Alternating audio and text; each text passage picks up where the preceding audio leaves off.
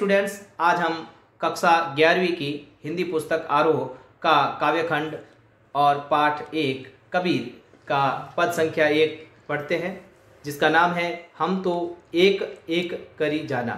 इस पद के अंदर कवि ने ईश्वर के एक रूप होने की बात कही है और पूरे संसार में, इस संपूर्ण जगत में उसकी सभी जगह व्याप्त होने की बात को कहा है। तो हम पढ़ते हैं, हम तो एक एक करी जाना, दो ही कहे तिन्ही को दो जग जिन नाहिन पहचाना। हम यानी कबीर अपनी बात कह रहा है कि कबीर कह रहा है कि हम तो, पहला इसमें दो वर्ड आए हैं, एक और एक। पहले एक का अर्थ ईश्वर है, परमात्मा है, और दूसरे एक का मतलब एक संख्या से है। तो हम तो एक एक करी जाना, अर्थात हमने उस परमात्मा को, हमने उस ईश्वर के एक रूप को ही माना है। अर्थात इस संसार में कोई ईश्वर है तो वह उस एक ही है। दो ही कहे तिन्ही को दो जग, दो ही यानी दो, और जो ईश्वर के दो स्वरूप को मानता है, तिन्ही को दो जग यानी तिन्ही यानी उनको दो जग अर्थात नरक मिले। जो लोग ईश्वर के दो या दो से अधिक रूप मानते हैं उनको नरक मिले। जिन नाहिन पहचाना, उन्होंने ईश्वर के सच्चे स्वरूप को अभी तक नहीं पहचाना है। कहने का अर्थ है कि जो लोग धर्म कर्म के नाम पर ईश्वर के अनेक रूप होने की बात कहते हैं, वो लोग नरक के भागी बनते हैं, वो लोग मोक्ष उनको प्राप्त नहीं होता है। और इसलिए कबीर ने कहा कि ईश्वर का एक ही रूप है। एक ही पवन एक ही पानी, एक ही ज्योति समाना, एक ही खाक गड़े सब भांडे, एक ही कोहरा शाना। एक ही पवन यानी वह जो पवन है इस संसार में, जो हवा है वो एक है। एक ही पानी, और संसार में जो पानी है वो भी एक ही है। एक ही ज्योति समाना, और संपूर्ण जीवों में, संपूर्ण इस जगत में जितने भी जीव हैं उनके अंदर जो ईश्वर की ज्योति समाई हुई है, वो सारी ज्योति अर्थात उस परमात्मा का जो अंश है वो भी एक है, जो आत्मा रूप में है।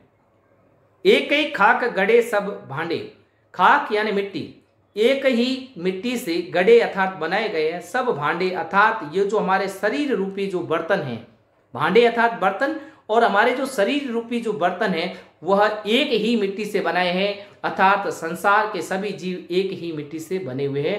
एक ही कोहरा साना, और इसको जो बनाने वाला कुम्हार है, कोहरा अर्थात कुम्हार, साना अर्थात उसने एक ही मिट्टी से मिलाकर इन सभी को बनाया है। वह मिट्टी कौन सी है? दिव्य मिट्टी, अर्थात वह दिव्य तत्व यानी हमारे सभी के जो शरीर है वो सभी के शरीर उन्हीं पंच तत्वों से, अग्नि पृथ्वी जल वायु आकाश, उन्हीं से ही सभी के जो शरीर निर्मित हैं।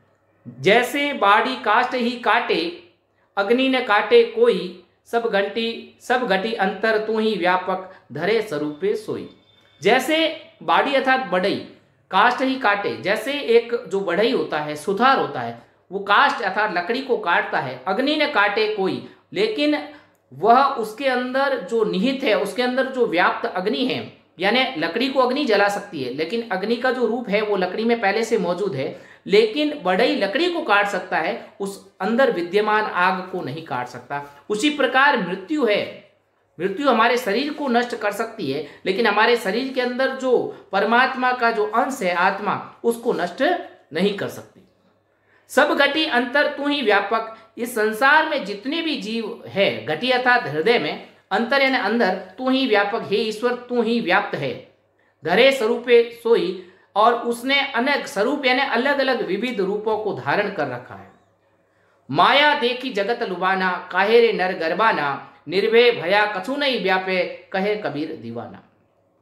अब कबीर जी कहते हैं माया देख जगत लुबाना, ये संसार के जितने भी लोग हैं सांसारिक मोह माया को देखकर लोभी बन गए हैं, लालची बन गए और उसके अंदर, और वह उसी में फंस के रह गए। काहे रे नर गरबाना, कबीर जी कह रहे हे मनुष्य, तू किस बात का घमंड कर रहा है? गरबाना अर्थात घमंड करना, वह तू किस बात का घमंड कर रहा है?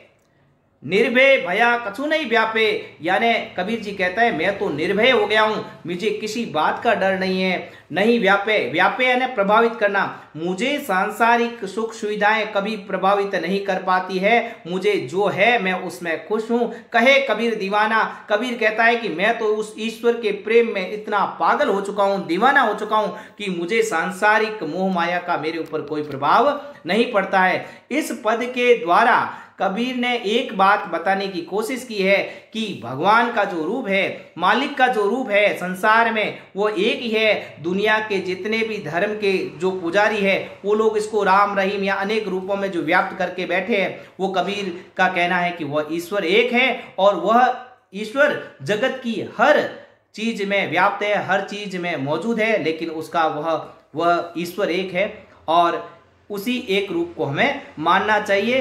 तभी हम उस ईश्वर को प्राप्त कर सकते हैं और मुक्ति को प्राप्त कर सकते हैं। तो आपको हमारा यह वीडियो पसंद आया तो लाइक करें, शेयर करें, सब्सक्राइब करें। धन्यवाद।